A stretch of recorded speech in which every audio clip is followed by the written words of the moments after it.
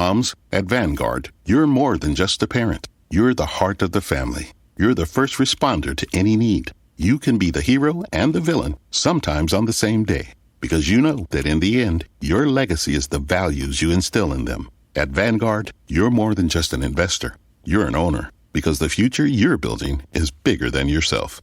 Discover the value of ownership at Vanguard.com. Fund shareholders own the funds that own Vanguard. Vanguard Marketing Corporation Distributor. Nothing beats grilling on a Sunday afternoon. Oh man, will you look at that? John finally did it. He got a Skag Tiger Cat 2 zero-turn mower. There's no mistaking that cat's eye gold color. Durable, tough as nails, tubular steel frame. Comfy, thick cushion suspension seat. Powerful engine. Well, I hope the kids like their burgers well done. The moment you know, you want a Skag. Visit Skag.com to find out why Skag mowers are simply the best. If I came this way.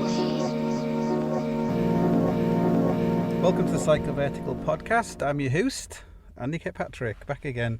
This week's podcast coming live from Dublin. Like, I've got out of the escape from the country, and now I'm in the big city. I'm actually in the port, waiting to get the ferry over to Englandia. So the ferry's 2 hours late. So I'm sure nothing works anymore, so should just blame the lorry drivers. I'm sure they've got something to do with it, or the unvaccinated or something like that. So it's I apologize. I've still not managed to get around to getting Pete on the podcast or whatever. Like, maybe because I'm traveling around the UK. I'm in the UK for a month.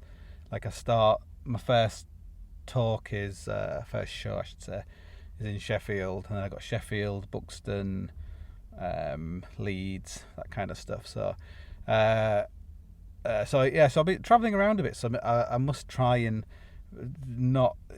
must try to be more on it and do like the proper podcast thing and start talking to some other people and not just talking about myself. I've just been listening to the Alan Partridge podcast. Don't know if you've ever listened to that, but it's like really.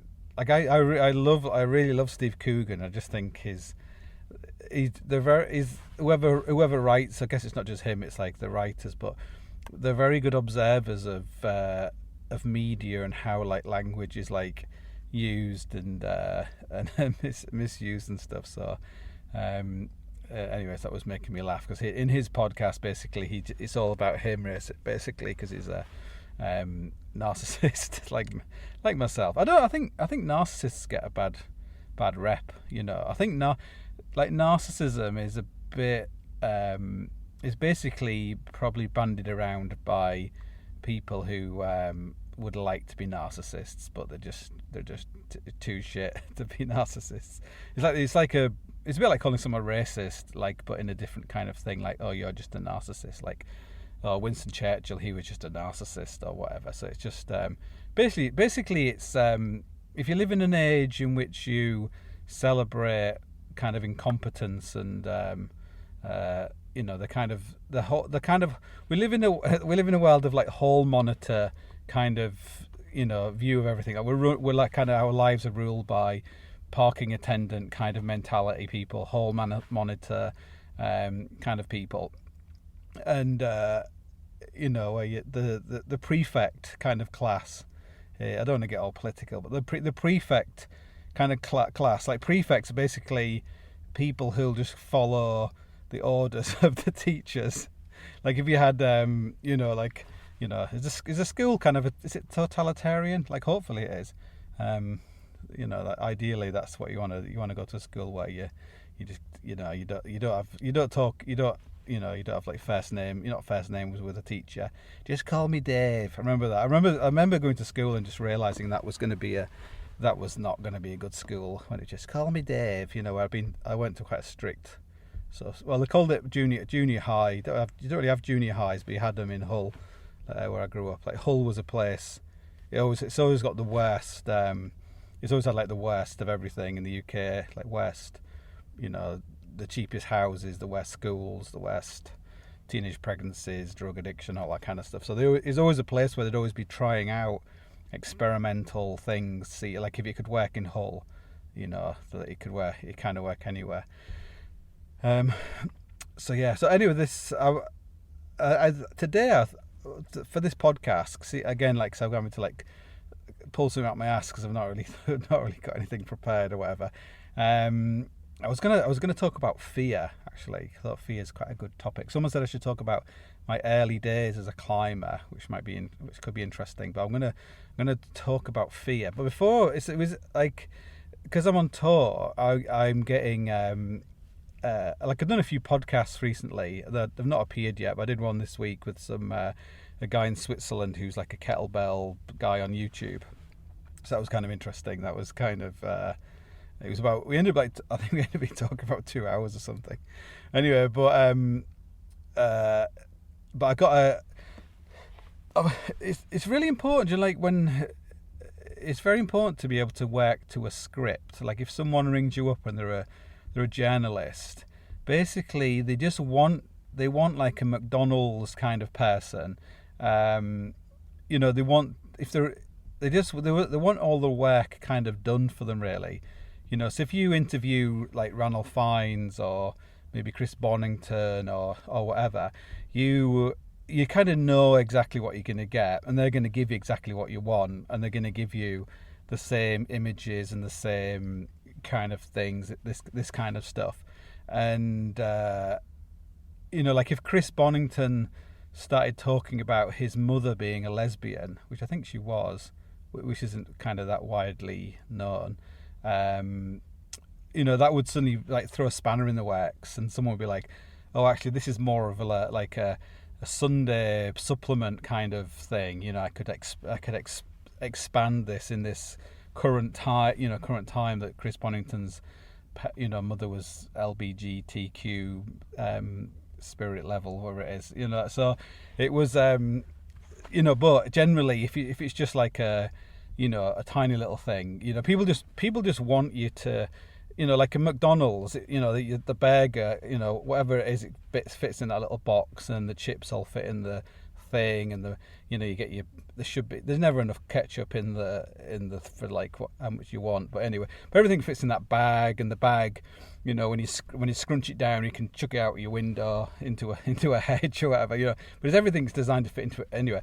So, but I think because I probably was a little bit better doing this before, but anyone who's listening to this podcast, like my thoughts are not very well kind of ordered, and not very they don't fit into a bag very easily, because I think it's because I don't really talk to anyone apart from my wife and my son, and a few of he can't talk back. That's probably why, and so I don't really talk to many people these days. So I'm very isolated, and so what happens is when you start talking to someone, I just start like rabbiting on, and the journalist like rang me up, and I was there with Noah, like trying to look after a child and speaking to a journalist at the same time. It's not easy, and he kind of made the mistake of saying like, why don't you have a mobile phone? Because I think he'd come up somewhere they didn't have a mobile phone, like in his interactions about getting in contact with me. I think we did it over Zoom or something.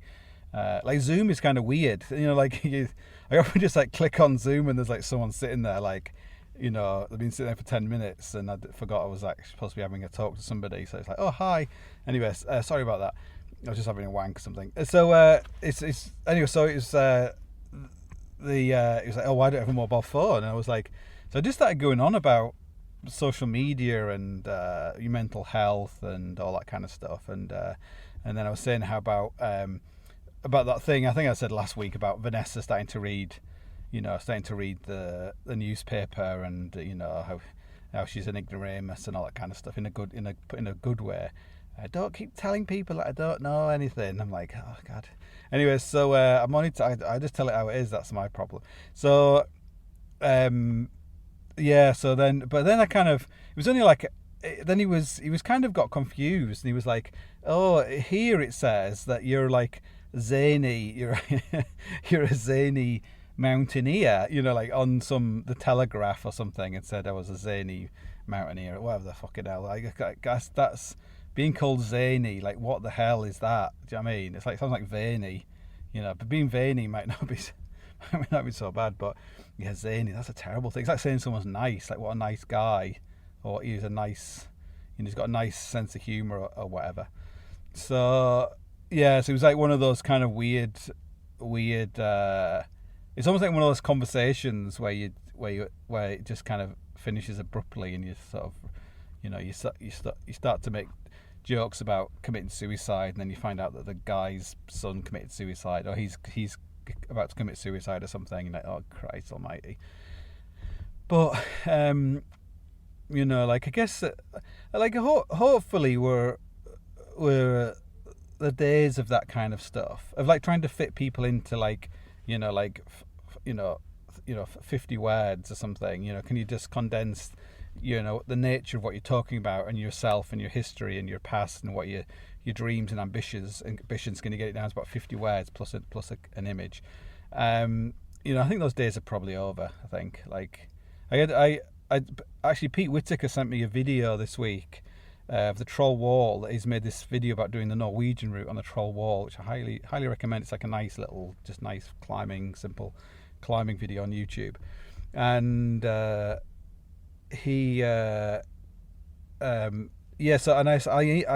forwarded it on to somebody who works like a production company, and I was like, oh, that Pete, you know, this guy Pete, he's a good person to like just keep in your pocket, some you think about, because he's got a very good manner with him. He's kind of sounds humble, but he's actually, you know, quite confident. He's very competent at what he's doing.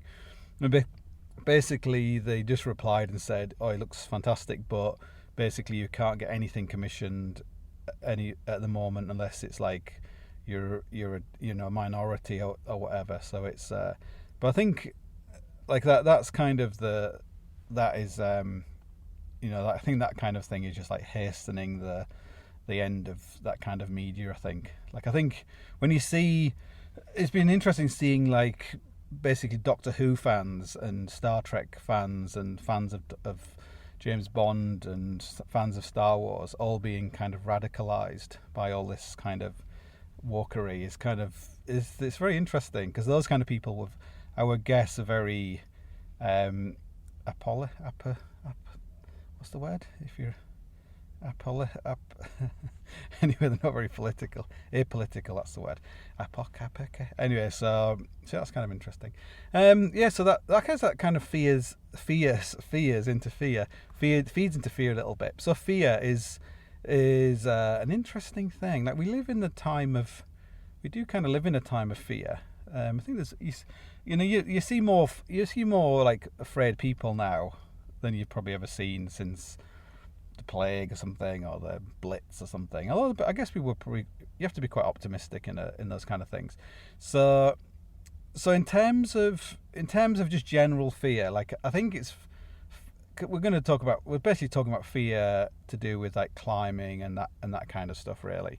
But I think fear, just the word is probably a bit unhelpful. It's a bit like, you know, like the other week when I was talking about anxiety. Like, the word anxiety isn't a very good word for what people are describing that's happening to them, like people with anxiety kind of things. And I think fear is probably similar. And strangely enough, like, I would say quite a lot of fear is actually anxiety. It's not a fear at all. You've got anxiety. You've also got like horror. Like, I think horror is like a good word.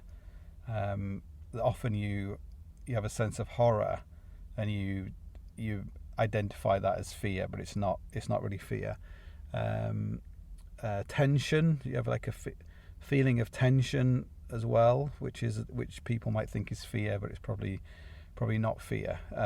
Like, I think fear is one of those words, probably a bit like racism, or the certain words, or Nazi or whatever, like words which are really worth keeping in reserve for real, for real fear. Because I think fear is actually something like hyper intense. Like,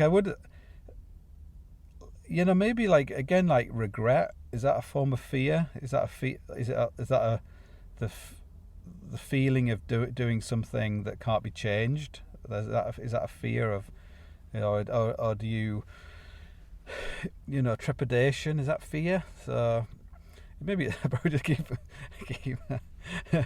sausage. Is that fear? Just like rabbit loads of names.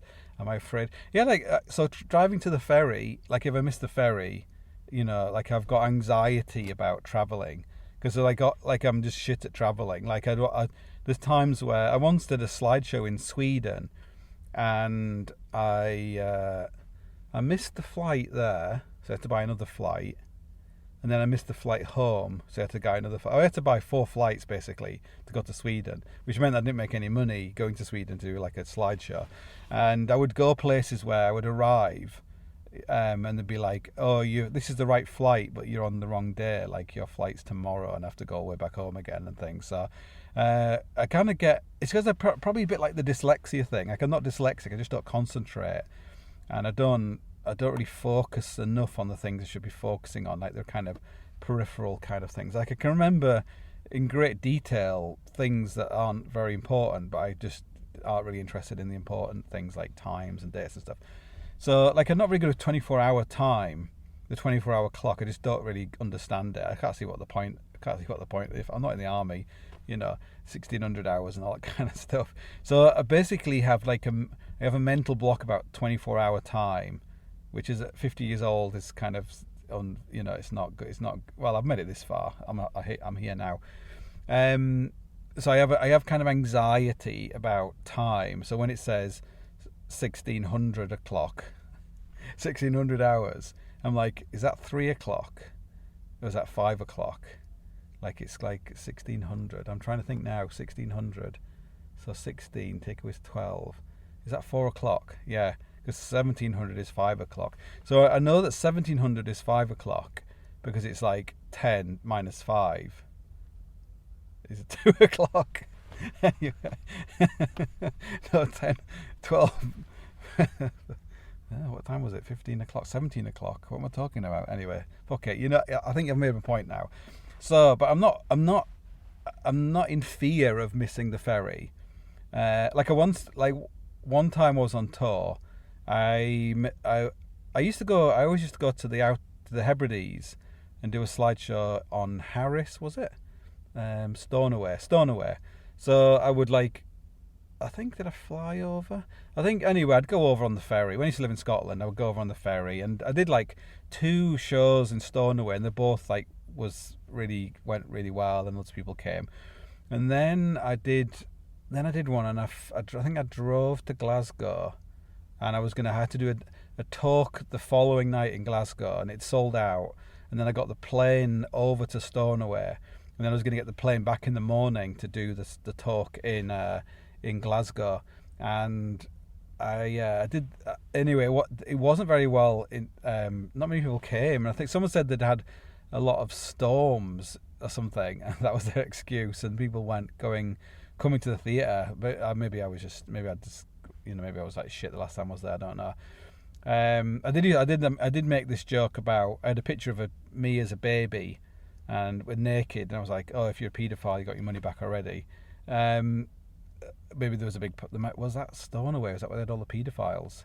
Was that really famous joke, wasn't it? Where Roy Chubby Brown went to Stornoway, one of the Scottish islands where they'd had a big thing with paedophiles or something, and Satanism or something.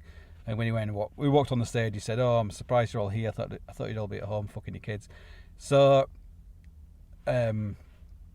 anyway, so I did this not very successful slideshow, and then I was waiting to get a lift to the airport or something, and then I think the theatre guy came and he said, "I thought you would have gone." I'm like, "No, my flight's not until 1600 o'clock or something," and he was like.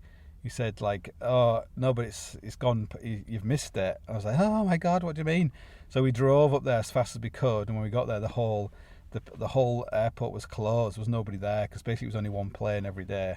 And I was like, "Oh my god, what am I going to do? Maybe I can get the ferry, and I'll get the ferry, and the ferry gets in at 4:00. I need to be in Glasgow by, like 7:30. Maybe I can get a taxi from there. And I started like ringing up the taxi. Could I get a taxi from Stornoway to Thingy? It's like, it'll cost you like 700 quid or something. And then eventually I just realised I wasn't going to be able to, I was fucked basically. I wasn't going to get there. So it was, you've just got to somehow like absorb the disappointment and the fact, all these people have bought tickets to see you and they're going to turn up and they're not. Like, you can't do anything about it. Like, you can feel remorse about it and you can tell people you're sorry, but ultimately these things happen. And so I think that's the only time I ever missed a slide, missed doing a show or something. But yeah, so I have some sort of underlying anxiety about being at the wrong place on the wrong day, the wrong venue or whatever. So that's a kind of fear. In terms of climbing, I think you have trepidation, don't you? Like, if you're going to do something hard and scary or whatever, I'm scared. I mean, is being scared the same as being fearful? It's amazing how many words there are for like those kind of negative. Well, they're not really negative feelings. I don't think they are really, because they're trying to like sort of get you to focus on something that could kill you, I guess. So maybe that's the thing, is not to be afraid or not to be scared of things which aren't going to kill you, like being afraid of doing your driving test, or you just do it. You can just do it again, whatever. Like, doing a base jump, your first base jump, like that's probably something where, high anxiety. So because you got high anxiety and then you have regular anxiety and then low anxiety. So I was asking Vanessa, like, have you ever been really afraid? And we once when we were climbing in Canada in Squamish, we were there for like 2 months, 3 months, maybe we're in 2 months in Squamish, and we were doing all these routes on the Chief. So we're climbing up to about, I think the hardest route we did was like 510C, which, like, a 510C slab is actually quite scary if you're not like a fantastic climber. Like, it's probably about an E3 kind of climbing. And we did this route. So we're doing all the routes that kind of were that grade, and we found this route that looked kind of interesting. And we went up there, and I remember the first pitch, it was like really, it's quite grubby, and there wasn't any gear on the first 50 feet or something. And there was an old piece of rope hanging down, on an old piece of like mouldy rope. And as Vanessa was going up, I was like, just tie a knot in that rope and just clip into it, clip it as a runner. And she didn't want to, because she was trying to be a purist. But the chances of slipping off or falling off were pretty high. And if she had fallen, she would have, it would have been really serious, because she was like, she would have hit the ground underneath her. And like, often people have this. There's a time to be a real purist, but I think there's other times when, it's if it was raining or whatever, if it was raining and covered in snow and stuff, you would just get up there any way you could and you'd try and make yourself safe. So it wasn't a time to being a purist. Like, what's the point of breaking your back for doing some shitty, grubby, slab or whatever? Anyway, so she did that pitch, and then so all the pitches on this route were felt hard, because they were a little bit, they hadn't been done, I expect, for a long time. And you're on real kind of smears, and I think there was a bit where it's like going diagonally across the wall, and you're just like on total smears, and you're going up, and your foot would like slide. Often when you're on a slab, your foot would like slip, because it's all about putting all your weight on, keeping all your weight on your feet.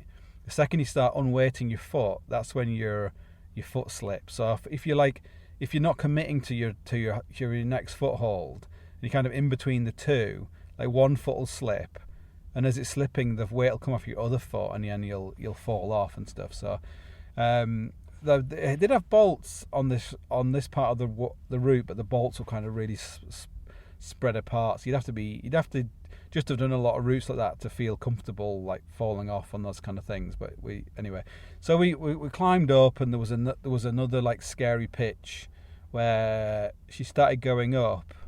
I seem to remember this pitch almost having no gear on it at all, but it was a little bit easier. But it was one of these like stepping up.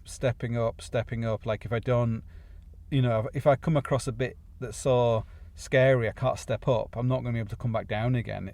So you're just going, like smear, like little dishy hold, stand in there. You can stand, and you're trying to keep your momentum and not to stop, because if you suddenly stop, you're going to start, just getting afraid, like you'll get so afraid you'll like fall off, because your legs will start shaking and you'll just shit yourself. So you just have to kind of switch off your brain and just keep going, and then you get, hopefully it's the belay.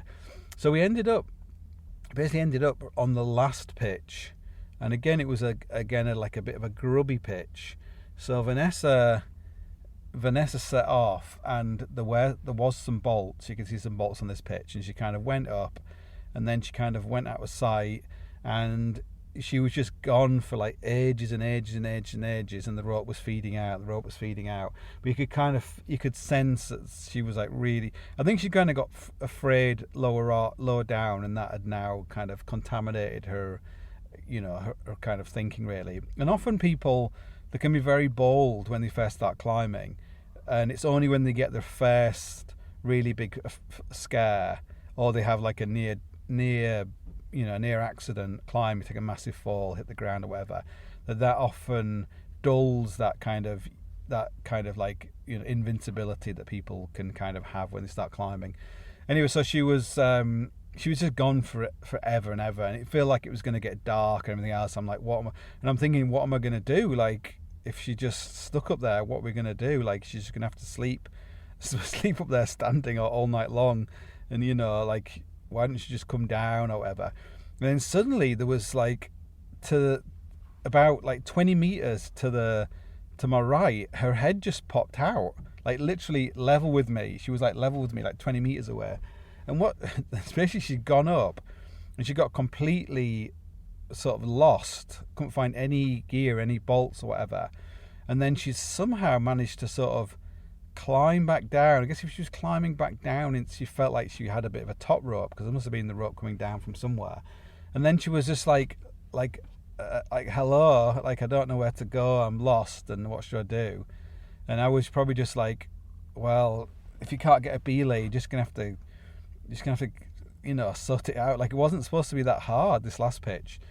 Anyway, so I was probably a bit of a wanker. Really, she should have probably gone up if there was a bolt, and then lowered off that bolt down to another bolt, and then made a belay using the top bolt. She'd lowered off on the lower bolt, but I think it was just like frustrated, like, just fucking get up there and get it done. Anyway, so she went back up, and she just sort of headed up into this blank slab, where probably no one had ever been.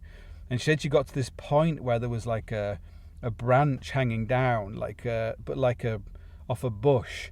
and she could just reach up, and she could grab hold of one leaf on the bush. Like, that was all she could hold on to, was a leaf. She couldn't grab hold of the tiniest, just think of the thinnest branch you can imagine. And she's like, all she could grab hold of was this leaf. And just by holding onto this leaf, she just did like one move, and then she could grab hold of the stem of the leaf.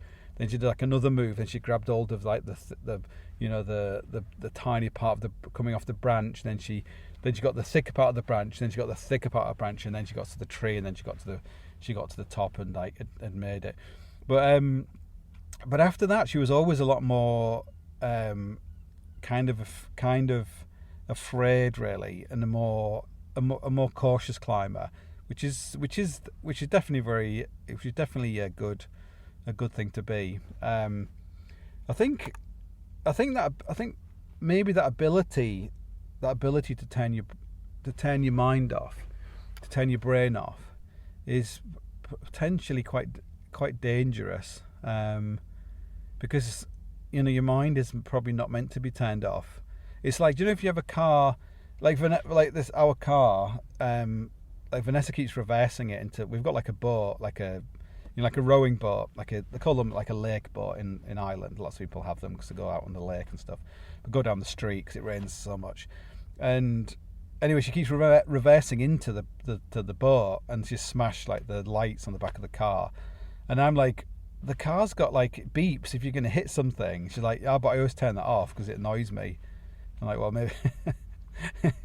It's like that joke, isn't it? Someone was. I once went on a trip into a cave. And I was like, what's the stupidest things people say to you in a cave when you're like leading a group in a cave? And one was like, can I take my helmet off? I keep banging my head. And the other one was like,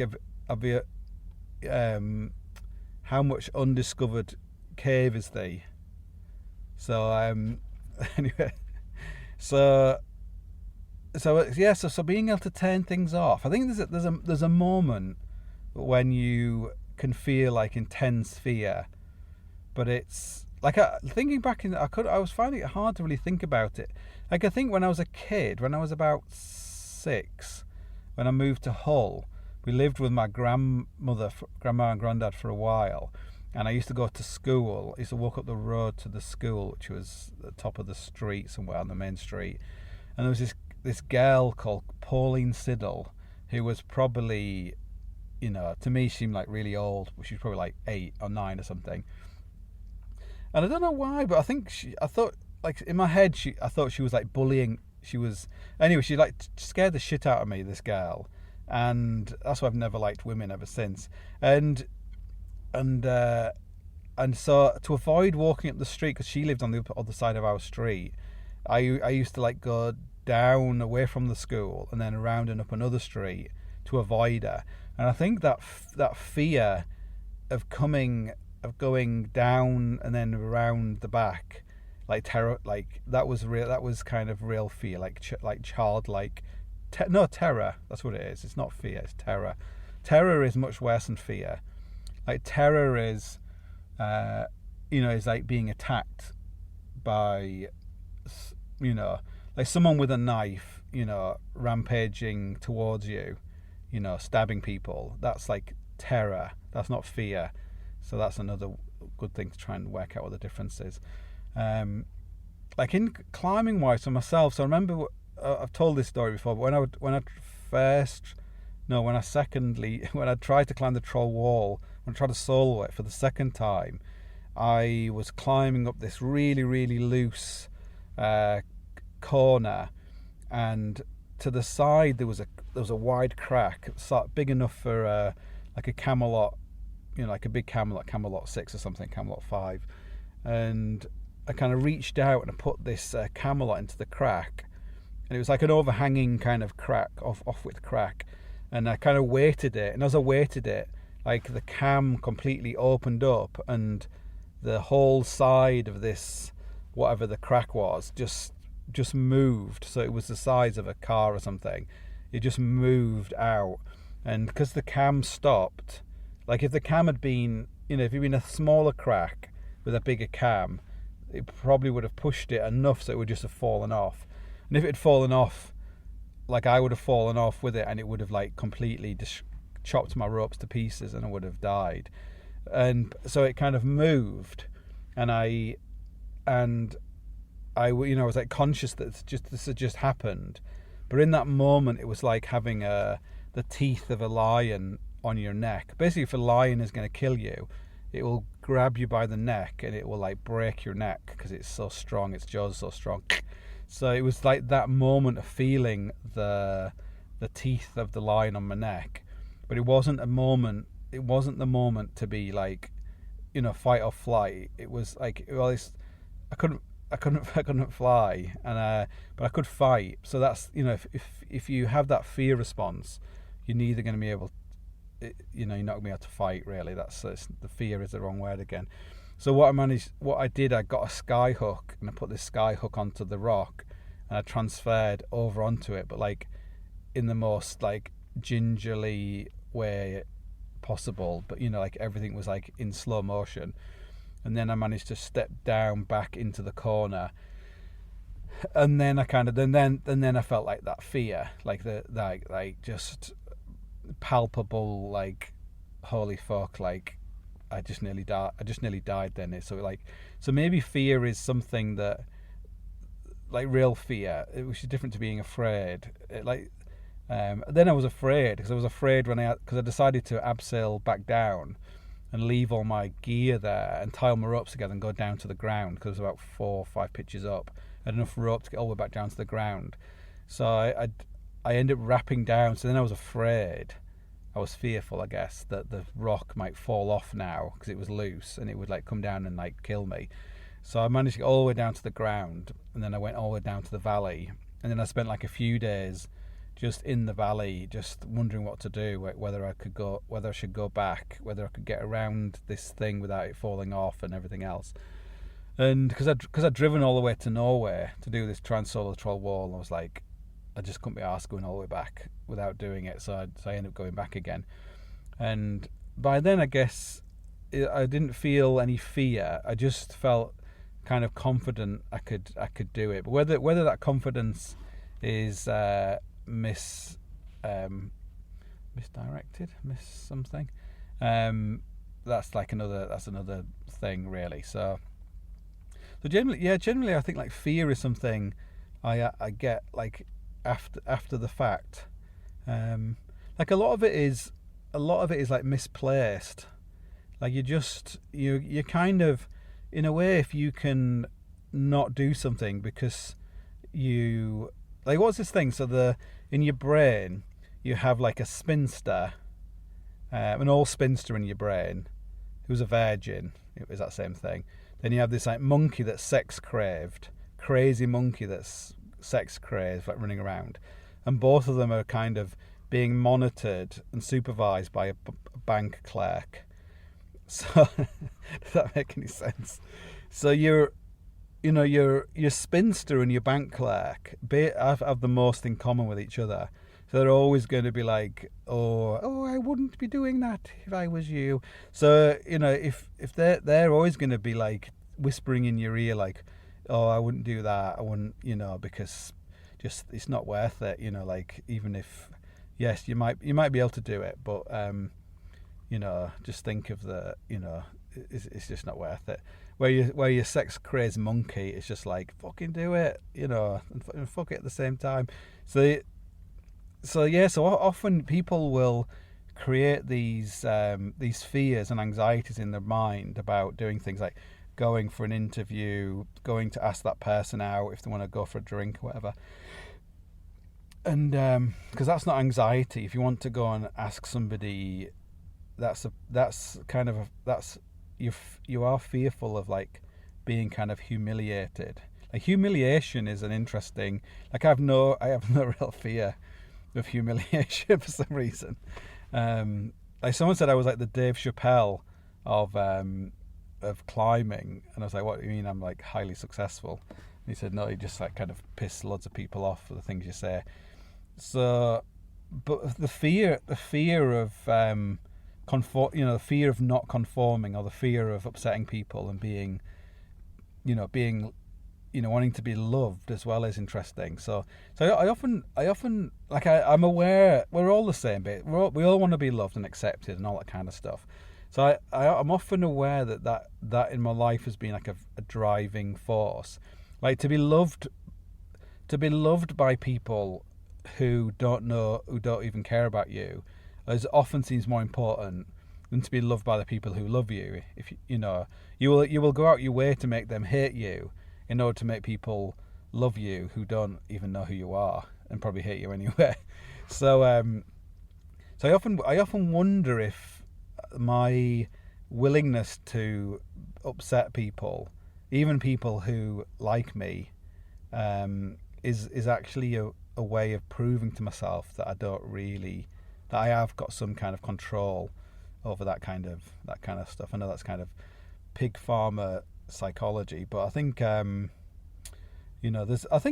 thing about people who I think people who aren't easily controlled through fear are actually quite dangerous, because they're not really hard to understand. Like most people, most people can be paid off or, intimidated into doing what other people, if you don't do this, then, you're not one of us, or, you're not part of the tribe, whatever. So I think it's very important though to, in everything, to try and get a handle of what is acceptable fear and what isn't acceptable fear, and what are the consequences. Like, you're really afraid of this thing, it keeps you up at night, having this confrontation with somebody, or to do something, or a massive change in your life. But you just really have to dig down, like, what is the ultimate worst outcome from this thing. Like going to Solo Nanga Parbat in winter, you probably find anyone who wants to do that would not have a lot of fear about it, but that's because they're delusional. Where a rational person would have be extremely concerned about their willingness to be dreaming of such an escapade, really.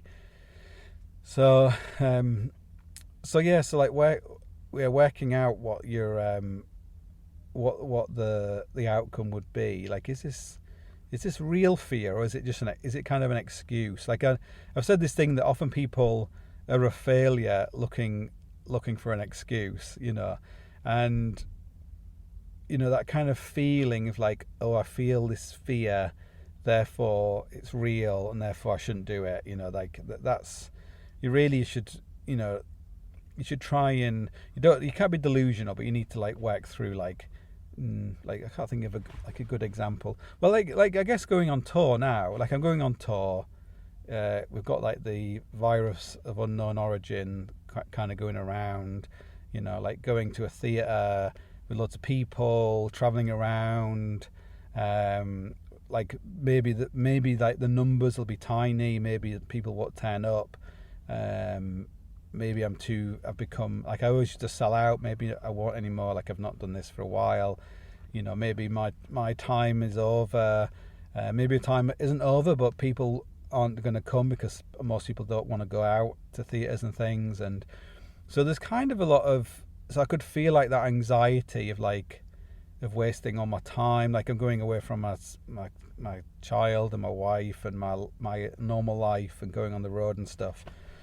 And there's kind of like troubling. It's a troubling thing, but at the end of the day, you just got to say it is what it is. You know what I mean? Like, fuck it. Like, if yeah, I could die, but I will be real. I will be reborn. Maybe that's a good idea. Just think like that. Like, and this idea that basically we're already dead. Have you ever heard this idea? We're already dead, and all we're doing is we're observing the life we had. So we have no real control over it. Like what I'm saying now, I'm just like, this is not me in control of saying it. I'm just observing this conversation I had. So maybe that's the way to look at it. Like, it's fixed. Just go with it. Like, fuck it. Like, just enjoy the ride. Like, even if I go on tour and it's a fucking disaster, and I just waste. It costs me more money than I make going on tour. Like what else would I be doing? Something a lot better, probably. Not better, just different, I guess. And so yeah. Other examples of fear. Again, like, even like, I think it's like slab. Like, I'm sure I have been so afraid when I've been on like a big wall, like on a hard big wall. Like, once I was so afraid that I kind of blacked out. Like, I don't even remember what I did. I was just kind of I was just terrified, just absolutely terrified on a traverse on the Wrexham wall, and like I was terrified getting up to the traverse. I just felt like this flake was expanding, and if I fell, everything was going to fall out. And then at the top of this flake, there was just like a seam with like some copper heads in it, and I'm going along, and there's I know it was like there was a flake that was only attached like a surfboard of rock, and it was as thin as a plate you'd eat your tea off, and it was only attached by like a little tab of rock at one end. So the further along you hooked on this, the more leverage you were putting onto this thing, and then you just thought like, God, if this thing breaks off, it's just gonna just go straight down and slice through all my ropes. I'm gonna fall to my death. And I remember like hooking along this flake, and then at the end of the flake, there was another flake, but there was like a fracture going through it, and in the middle of the fracture was a tiny little edge in the fracture itself to put a sky hook on. And like hooking a fractured piece of rock, you just think that it's just going to break off and everything's going to just, you've got no gear because it's on a traverse. If you fall, you're going to swing onto this expanding crack. And just the fearometer, I have to think about the fearometer. Like it was like, it was not going in, it'd fallen off. Like the arrow had like fallen off. I was just like beyond afraid. Like it wasn't, the lion was basically, I was like half dead. The lion was like crushing and crushing and crushing. So, but I literally do not remember what I did. Like I just, like if you are in that kind of state, what you often notice is all the colour kind of drains out of everything.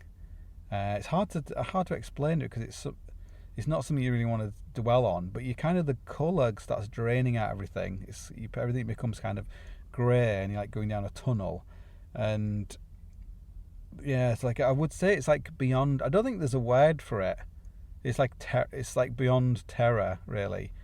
I'm sure like some people have unfortunately experienced what I'm talking about. But like the few times where I thought I was going to die, like falling off, or like big rock like coming towards me to kill me. Like I didn't feel any fear or terror or anything.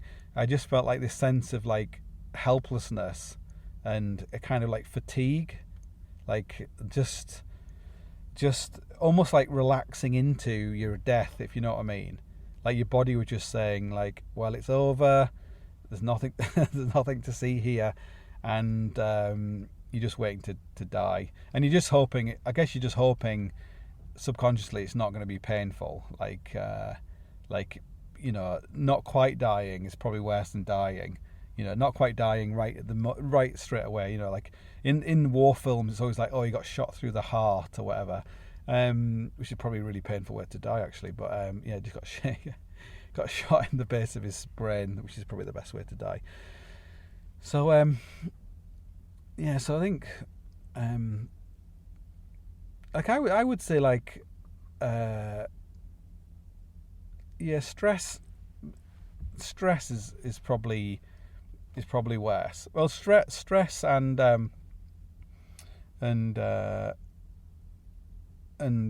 do you call it again? What's that word when you're about the when you're thinking about the things you've done, the things you can't change again. So it's kind of pointless to think about those kind of things, like choices you made in your life and stuff, mistakes you made. In a way, that's more of a haunting. That's kind of, being afraid of being that person in the future who is looking back and feeling they made like I can't remember the word, but it's gone out of my head. But that's probably something to be you're always afraid of. But the thing is, the older you get, the less you have to worry about it because you're going to be dead soon anyway, so you don't have to dwell on those kind of things. I highly recommend, and I'm sure I've said this before, is Listen to Me Marlon, about Marlon Brando, and it's basically about Marlon Brando's life and his relationship with his father and then his relationship with his kids. It's like fantastic documentary. It's got like amazing film in it, and very interesting. That and Beware of Mr. Baker, about Ginger Baker, like I think they're two of my favourite documentaries. So did I tell you that? Yeah, I must have told you that story. I told that story about Johnny Dawes, didn't I? Where he was, Johnny Dawes like a slideshow, and he was. I've told you this before. I'll tell it one more time because it's so funny. he's at a slideshow and he's like, I hope this doesn't mean I've actually talked about this already. Maybe I did. Anyway, to fuck it. He's at a slideshow and he's talking about fear and like being terrified he's going to fall off and die. And he's like, has anybody here ever had that experience? And this young guy's like, yeah, I have. And he goes, oh, do you want to share the experience with us? And he's like, oh, I was once on this V-diff. And he's like, oh, shut up, you don't know what you're talking about. So I guess like fear is relative to everyone. It's like, it can be little things. People can get really hooked up on little things like that probably don't seem important to other people, but they are to them. So yeah, I thought I'd have more to talk about fear, but I think it's too hot in this car. So because I'm in Dublin, it's like going to the south of France. It's like so much hotter over here. So yeah, it looks like the ferry is in and the cars are coming off the ferry. So I think about wrap this up. Maybe I'll do some. Maybe I'll try and do some. Maybe I'll do some podcasts, some extra special podcasts when I'm on the road. Tell you any funny anecdotes, all the stuff that goes on the road, the prostitutes, the Jack Daniels and all that kind of stuff. The crazy times. Mainly when you're on the road, it's just about wanting to drink all the time so you don't lose your voice, wanting to piss all the time because you're drinking all the time, wanting to just go to sleep because it's always really tiring, and so I'm quite paranoid about not losing my voice because I'm not talking as much as I used to. So I need to like la la la la la la la. I need to do something, some like warming my voice up. Was it whiskey, vinegar and honey? That's what you're supposed to drink. I think I did that once. That was quite good. So anyway, that's it. I shall call that a day. Don't forget to review, blah blah blah, all that kind of stuff. And thanks for people who have done that. I've been sending out the PDF of the pegging kind of thing. And yeah, that's it. So until next time, see you soon.